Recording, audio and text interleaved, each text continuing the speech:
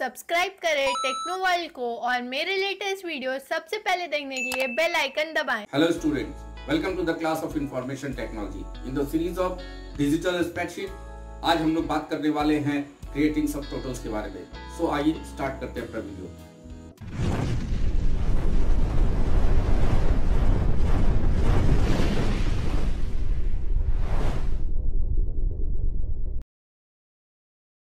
Hello students and welcome to the class of information technology. In this class, in the session 1, that is analyzing data using scenarios and goal seek in the series of electronic spreadsheet. Today we are going to discuss about the creating subtotals. So in this video we will see how to create subtotals and follow all the steps of creating the subtotals. So watch the full video till last and I will show you how you can create the subtotals.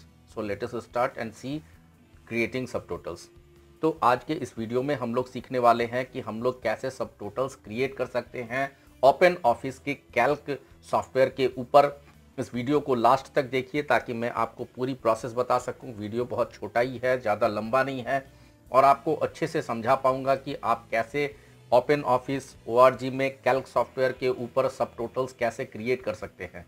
तो आइए हम लोग देखते हैं subtotals के बारे में। Subtotal is a function listed under the mathematical category when you use the function wizard insert function. Because of its usefulness, the function has a graphical interface accessible from data, that is subtotals. तो यहाँ पे हम लोग subtotals जो function है ये actual में mathematical category के अंदर आता है, जहाँ पे हम लोग ग्रैंड टोटल और सबटोटल्स निकालते हैं और हम लोग इसको फंक्शन विजार्ड के थ्रू हम लोग फंक्शंस इन्वोक कर सकते हैं, मैथमेटिकल फंक्शंस इन्वोक कर सकते हैं और उसके थ्रू हम लोग देख सकते हैं कि कैसे हम लोग सबटोटल्स क्रिएट कर सकते हैं। तो यहाँ पे मैं आप लोगों को सबटोटल्स क्रिएट करना बताऊंगा कैसे हम लोग कर सकते हैं। ये बहुत ही यूजफुल फीचर है। जब हम लोगों का जो डाटा होता है वो अगर एक जगह नहीं हो और उस डाटा का हम लोग अगर टोटल्स चाहते हैं किसी पर्टिकुलर ग्रुप वाइज, तो हम लोग कैसे उसको क्रिएट कर सकते हैं।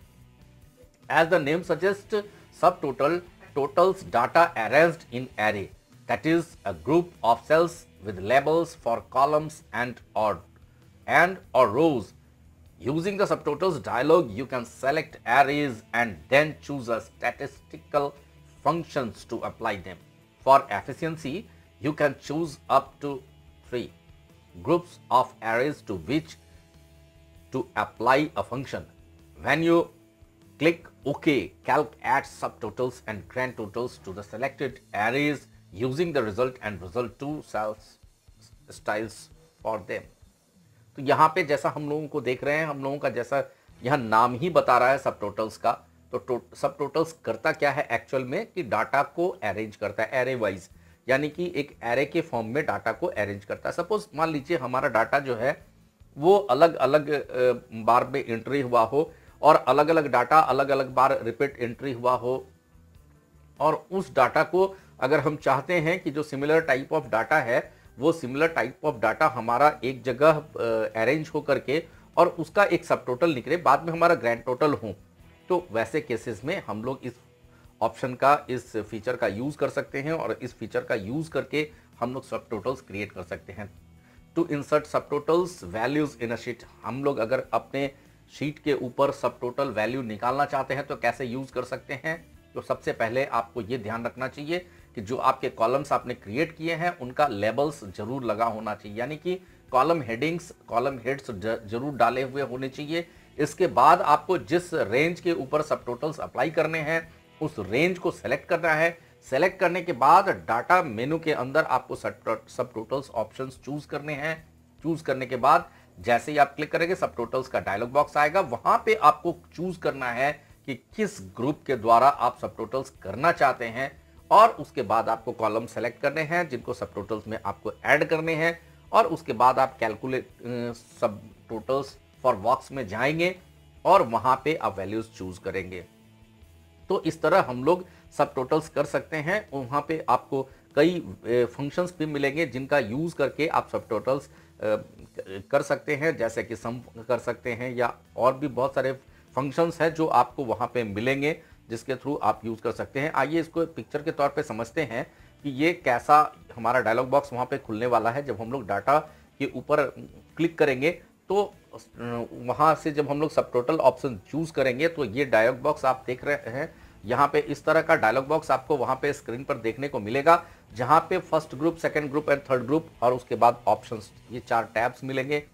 और नीचे जब आप देखेंगे यहाँ पे तो यहाँ आपको सब टोटल्स के कॉलम्स मिलेंगे जिनके ऊपर आपको कैलकुलेशंस करने हैं, और इस साइड में आपको फंक्शंस मिलेंगे।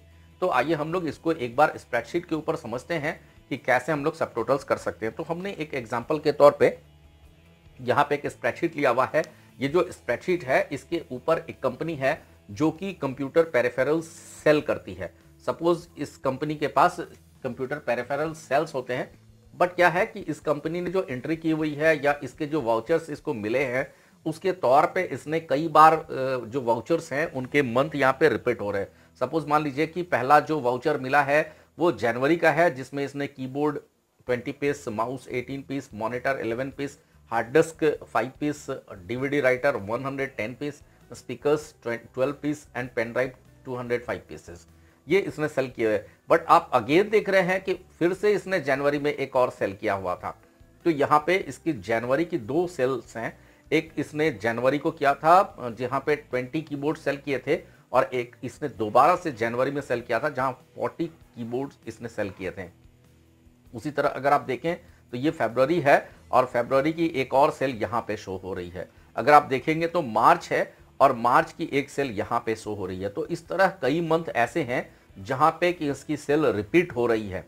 कई ऐसे मंथ ऐसे भी हैं जहाँ इसकी सेल रिपीट नहीं हो रही है, बट कुछ ऐसे मंथ्स हैं जरूर जहाँ पे इसकी सेल रिपीट हो रही है। अब इसको मंथ वाइज कैलकुलेशन चाहिए। सपोज यहाँ पे डाटा को अरेंज करना मंथ वाइज और उसके बाद उसका कैलकुलेशंस करना, यानी कि अगर हमको पता करना हो कि हमने जनवरी में कितने कीबोर्ड सेल किए, जनवरी में माउस कितने सेल किए, मॉनिटर कितने सेल किए, तो हमको एक सब टोटल्स की जरूरत पड़ने वाली है जो कि हम मंथ वाइज सब टोटल्स करने वाले हैं, और उसके बाद हम देख सकेंगे कि हमारा डाटा कैसे कैलकुलेट हुआ है।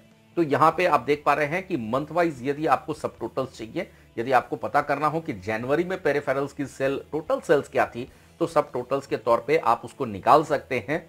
उसी तरह आपको फरवरी की पता करनी हो, मार्च की पता करनी हो, तो आप यहाँ पे सब टोटल्स ऑप्शन, इस केस में सबसे बढ़िया एग्जांपल है ये कि सब टोटल्स आप कैसे क्रिएट कर सकते हैं, क्योंकि यहाँ पे जो मंथ है ये रिपीट हो रहा है और अलग अलग बार रिपीट होकर के लिखा गया है।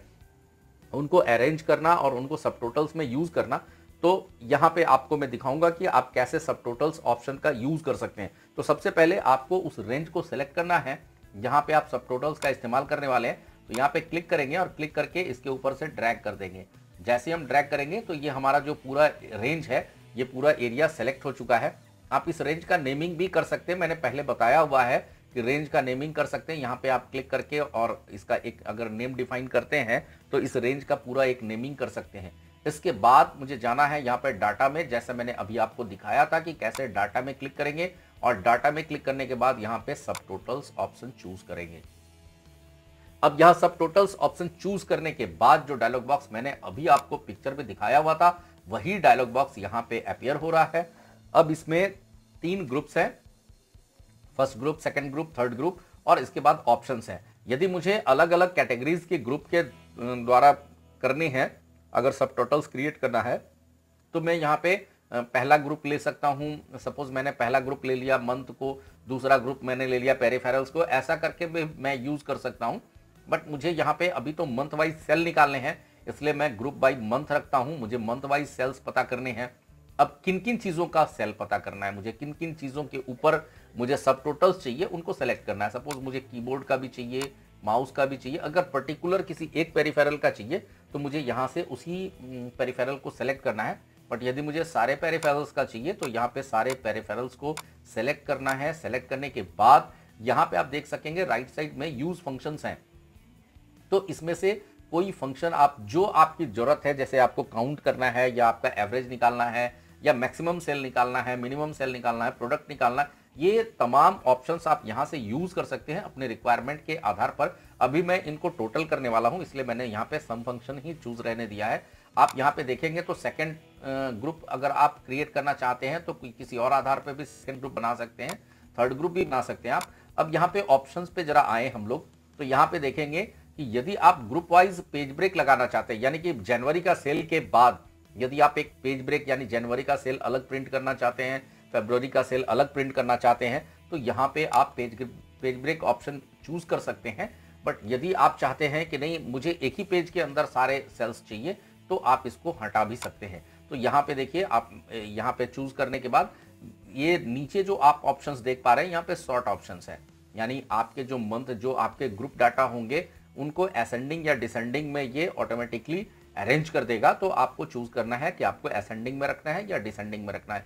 इसके बाद यहाँ पे आप जैसे ही ओके पे क्लिक करेंगे तो आप देख पा रहे हैं कि यहाँ पे रिजल्ट आ गया।